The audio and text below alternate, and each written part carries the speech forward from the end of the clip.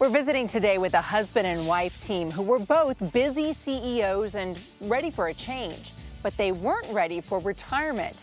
Instead, they followed their passion, and their passion led them here to a vineyard and lots of family and friends and fun.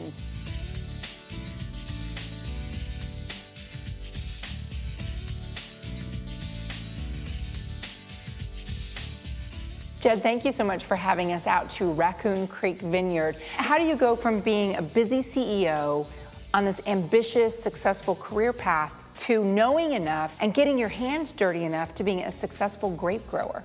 We did some research. I went to a few conferences, read some books. After I got the sense that there was an infrastructure in the area to support it, and there is.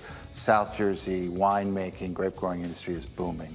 Can you give me a sense of what early spring to harvest time looks like in terms of tending the vines and taking care of the grapes and bringing them to harvest? There's something to do weekly basis. It might take 4 or 5 hours. Like right now, we've been busy all week trimming leaves off of the grapes. There's a steady pace to it, but it's not overwhelming. How involved is your wife in this partnership of growing grapes? It's a 50-50 deal. I mean, we don't do exactly the same things, but we all do everything. We even try and get our daughter to help sometimes. Tell me what we're looking at behind us. These are the barrels where we're actually making the vinegar. We use something called the Orleans method, which comes from Orleans, France. You turn a barrel on its side, put holes in it so that the air can flow through.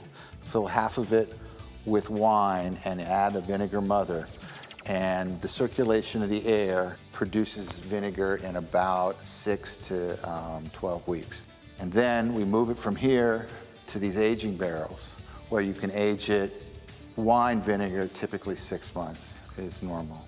A huge transformation happens while you age it, even though it's only 6 months.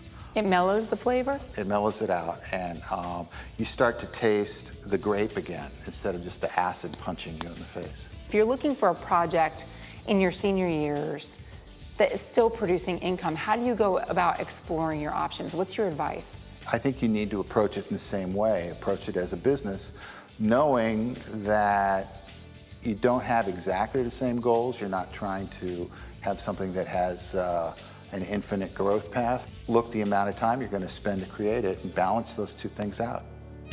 So not only have Jed and Pam constructed this business to go along with pseudo-retirement, but you've also constructed this house.